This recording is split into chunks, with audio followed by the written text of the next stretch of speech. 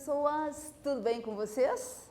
Professora Tânia de Língua Portuguesa, trabalhando hoje a aula de número 162, gráfico, infográfico e artigo de opinião científica, né? Vamos dar uma verificadinha novamente, retomar alguns pontos ali, ok? E lembrá-los de acessar o Cleso 1, não esqueça, estamos ali na reta final, é preciso então verificar todas as atividades, veja lá primeiro trimestre, segundo trimestre, terceiro trimestre, qualquer probleminha, procure seu professor e resolva ali com ele, perfeito?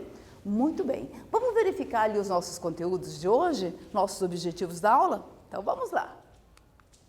Objetivo da aula, retomar gráfico e infográfico, refletir sobre a relação entre os contextos de produção dos gêneros de divulgação científica. Muito bem, já verificamos, né? Então é um assunto que já foi falado em outras aulas, mas vamos revê-los novamente, retomar alguns pontos, para que a gente possa então ir para o nono ano assim bem apto, ok? Então lá, então vamos pensar um pouquinho ali.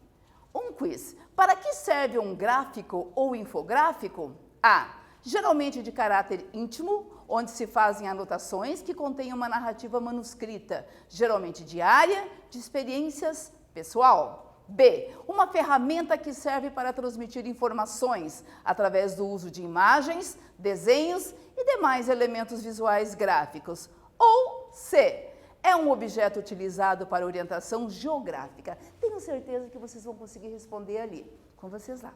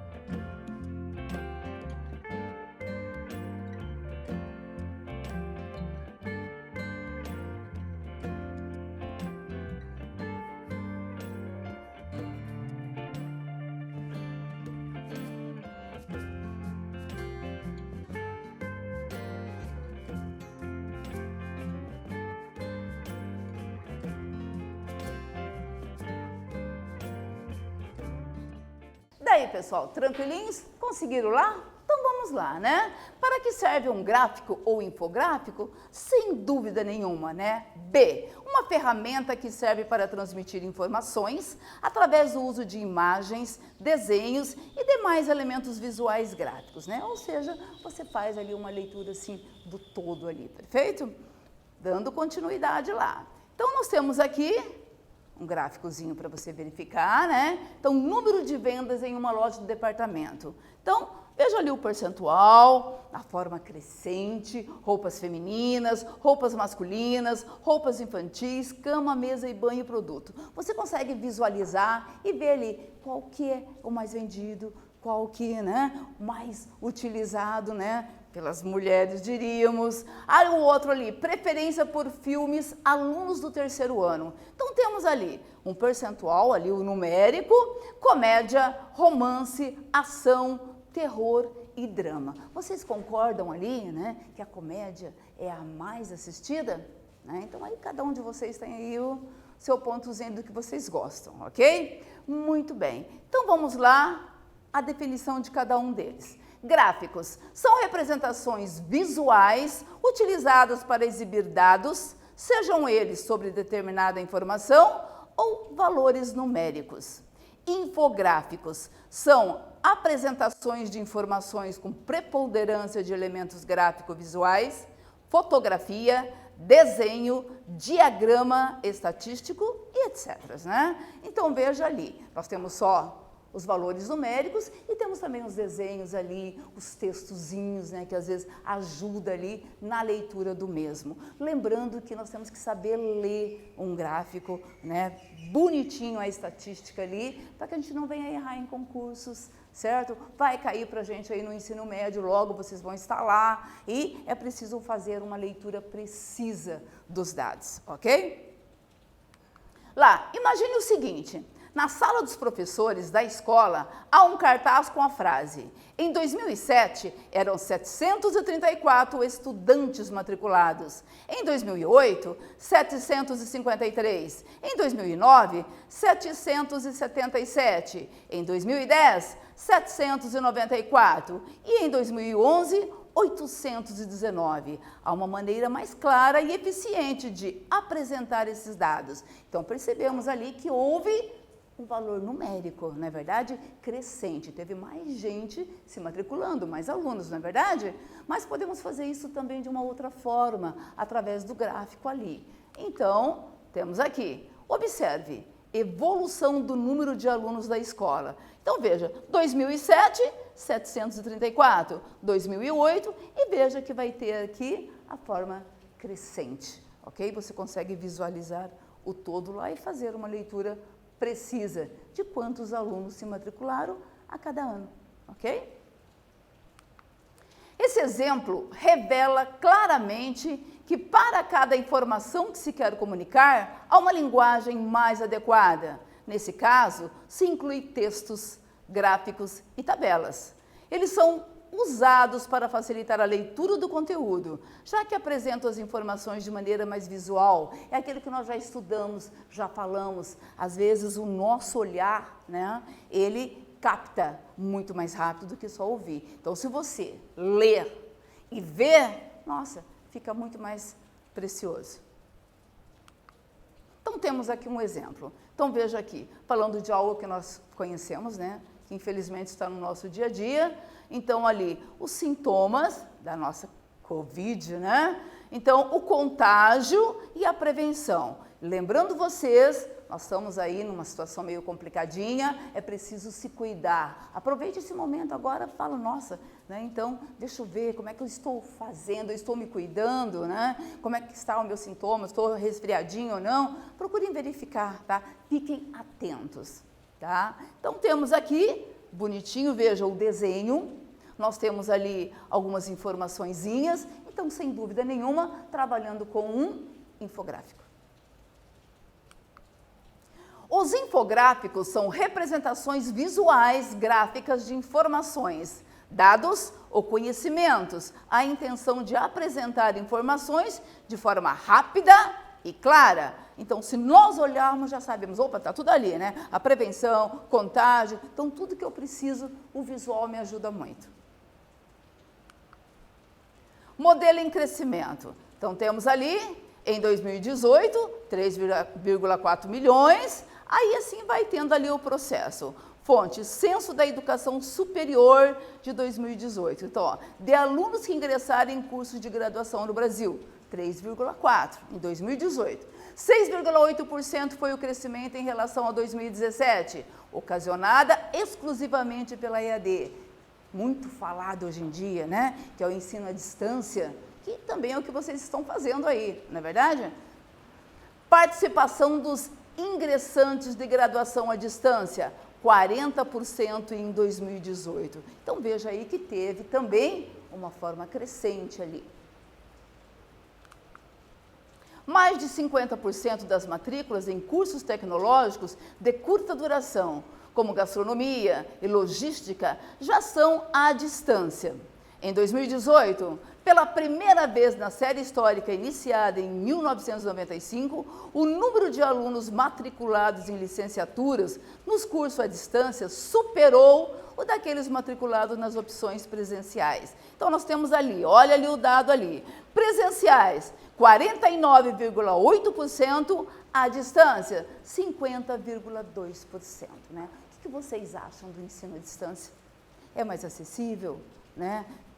O que vocês pensam sobre isso? É o nosso momento agora, gente. Então, nós temos que se adaptar ao meio e é preciso estudar, é preciso verificar ali as ferramentas para isso e fazer o melhor possível, ok? Vamos lá pensar um pouquinho, então? Quiz lá. Quando o número de alunos matriculados em cursos de graduação EAD foi maior que nos cursos presenciais. Então, tem ali os dados numéricos lá. Você vai fazer uma verificação e marcar para a gente. A, 1995, B, 2008, C, 2017 ou D, 2018? É só fazer a leitura do gráfico. Perfeito? Com vocês lá.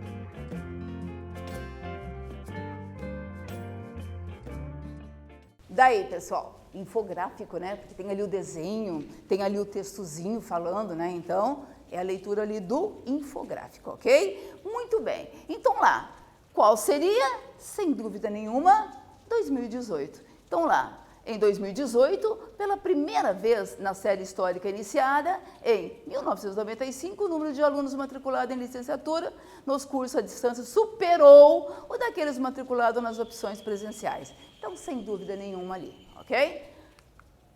Atividade 1, mais um pouquinho para a gente lá. 6,8% foi o crescimento em relação a 2017, ocasionando exclusivamente pela EAD. Nesse trecho, o infográfico informa que A EAD impulsionou as matrículas na graduação? Será? B, a EAD não é uma opção entre os estudantes de graduação? C, todas as matrículas do EAD foram em cursos tecnológicos? D, não há diferença entre os estudos presenciais e o EAD? Pessoal, só lê ali no infográfico, né? Com vocês.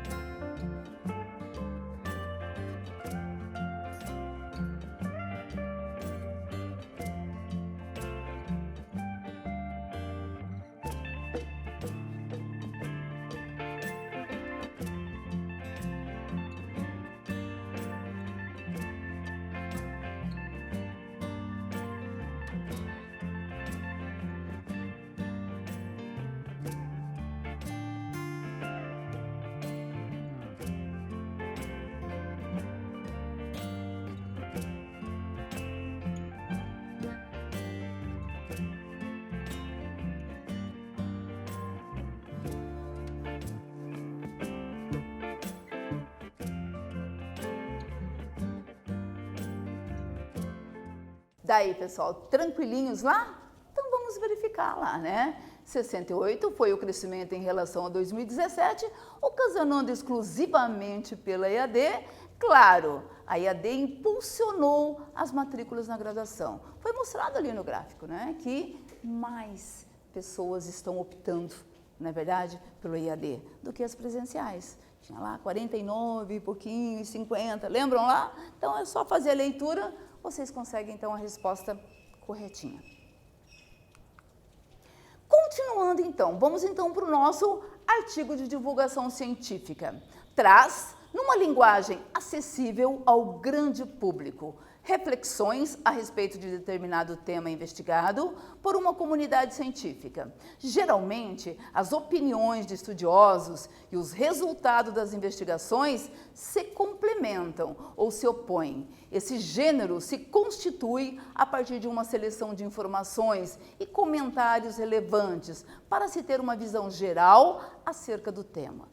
No texto, predominam sequências expositiva-argumentativas. Bom, então eu já sei que um artigo de divulgação científica é um texto argumentativo, expositivo, bem estudado, bem planejado, certo? Para que possa, então, de um assunto X, passar para os demais, né? Assim, como se trata de um texto de exposição de ideias, normalmente ele se constitui de uma introdução, um desenvolvimento e uma conclusão.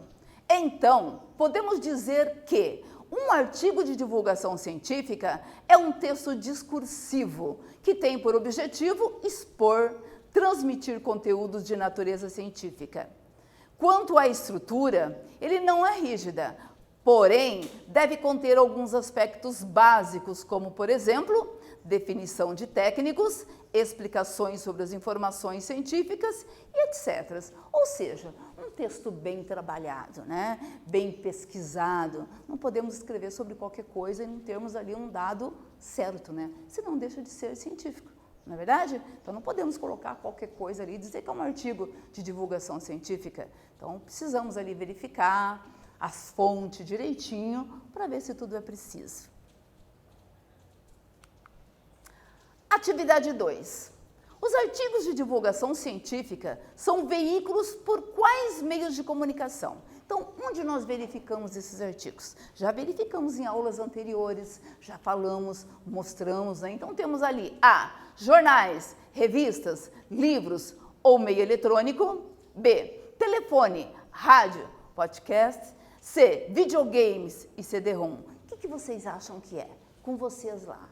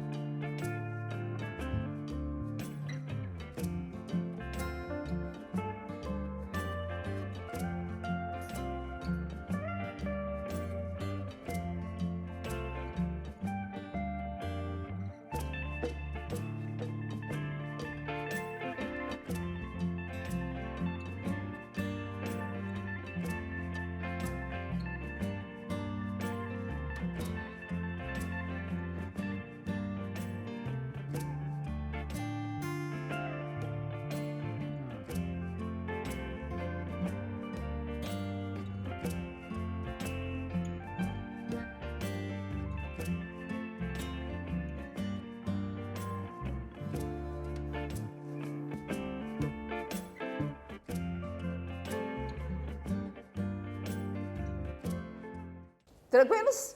Então vamos lá. Sem dúvida nenhuma, jornais, revistas, livros ou meios eletrônicos, né? Atividade 3. Mais um pouquinho pra gente ali. Então, uma perguntinha para vocês. Então, agora vocês vão ter que escrever lá, bonitinho, verifiquem a letrinha de vocês, acento, letra maiúscula no início, tudo bonitinho lá. Qual o objetivo de um texto de divulgação científica? Para que ele serve? Né? Então, qual é o papel dele nos nossos meios de comunicação? Né? Por que os jornais, né, revistas, passa esse artigo de divulgação para a gente? Com vocês lá.